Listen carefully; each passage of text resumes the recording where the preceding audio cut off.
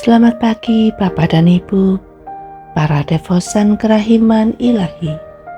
Bacaan hari ini dari buku harian Santa Faustina, nomor 76 sampai dengan 78.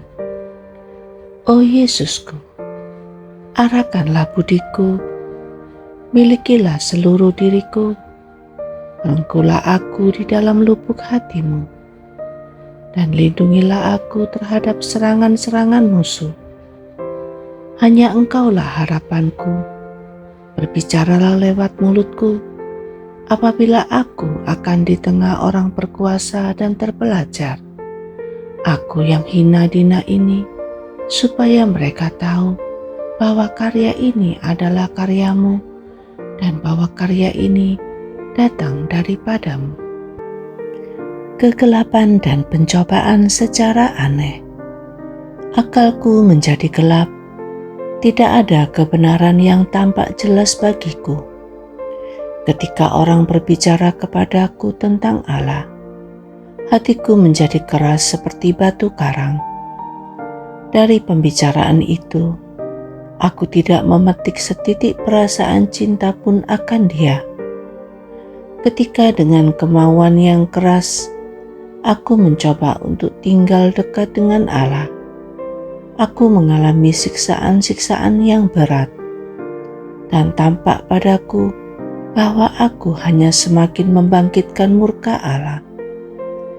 Sama sekali mustahil bagiku untuk bermeditasi seperti yang biasa kulakukan di hari-hari sebelumnya. Aku merasa dalam jiwaku ada suatu kekosongan, dan tidak ada sesuatu yang dapat kuisikan ke dalamnya. Aku mulai menderita rasa lapar yang luar biasa, dan aku sangat merindukan Allah. Tetapi aku merasakan diriku sama sekali tidak berdaya.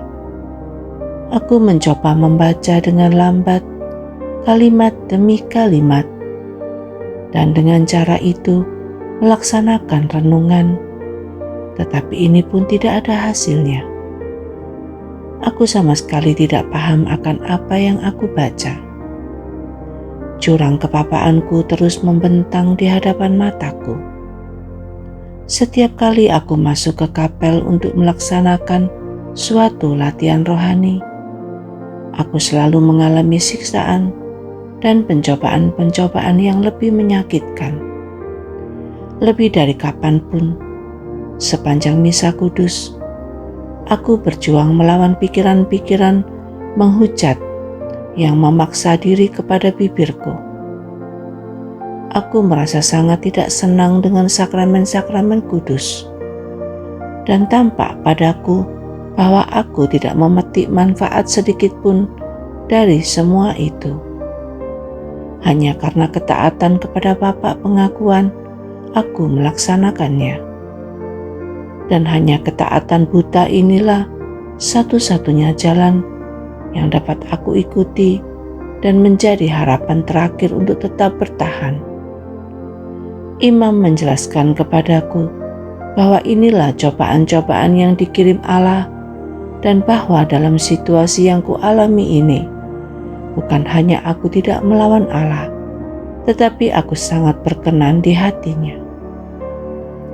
Ini adalah suatu tanda, katanya kepadaku, bahwa Allah sangat mengasihi engkau, dan bahwa Ia memiliki kepercayaan yang sangat besar kepadamu, karena Ia berkenan memberikan cobaan-cobaan yang sedemikian kepadamu. Tetapi kata-kata ini tidak memberikan penghiburan kepadaku. Aku merasa bahwa semua itu sama sekali tidak dapat diterapkan kepadaku. Satu hal sungguh mengherankan bagiku. Seringkali terjadi bahwa pada saat aku sangat menderita, siksaan-siksaan yang mengerikan ini tiba-tiba lenyap, tepat pada saat aku menghampiri kamar pengakuan. Tetapi begitu aku meninggalkan kamar pengakuan, semua siksaan itu akan kembali mencekam aku, bahkan dengan lebih hebat. Maka aku lalu sujud di hadapan sakramen Maha Kudus sambil mengulang-ulang kata-kata ini.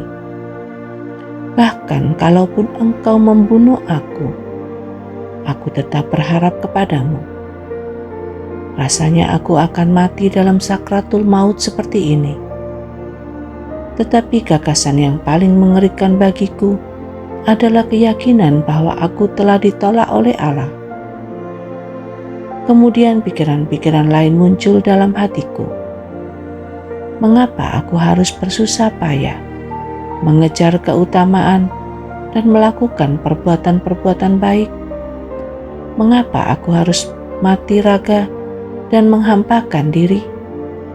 Apa manfaatnya aku mengikrarkan kaul, berdoa, menderita dan mengorbankan diri? Mengapa aku harus mengorbankan diri terus-menerus? Apa manfaatnya kalau aku sudah ditolak oleh Allah? Mengapa aku harus melakukan semua usaha ini? Dan di sini Allah sendiri tahu apa yang sedang bergolak di dalam hatiku. Sekali peristiwa ketika sedang ditimpa penderitaan-penderitaan yang menakutkan, aku pergi ke kapel dan berkata dari dasar jiwaku, lakukanlah apa yang ingin Engkau lakukan terhadapku. Oh Yesus, aku akan menyembah Engkau dalam segala sesuatu. Biarlah kehendak-Mu terlaksana dalam diriku, oh Tuhan dan Allah-Ku, dan aku akan memuji kerahiman-Mu yang tak terbatas. Lewat doa penyerahan ini, siksaan-siksaan yang mengerikan itu lenyap dari aku.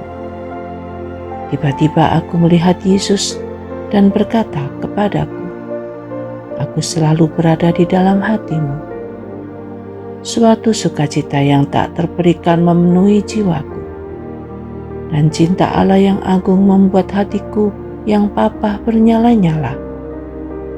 Aku melihat bahwa Allah tidak pernah mencobai melebihi apa yang dapat ditanggung.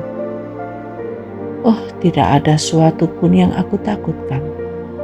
Kalau Allah mengirim penderitaan yang sedemikian berat kepada suatu jiwa, Ia pasti menguatkan jiwa itu dengan rahmat yang bahkan lebih besar. Meskipun kita tidak menyadarinya, pada saat-saat seperti itu, suatu doa penyerahan memberikan kemuliaan yang lebih besar kepada Allah daripada banyak jam doa yang penuh dengan penghiburan. Kini aku tahu bahwa kalau Allah menghendaki suatu jiwa tetap berada dalam kegelapan, tidak ada buku dan tidak ada bapak pengakuan yang dapat membawa terang kepadanya. Yesus, Engkau andalanku.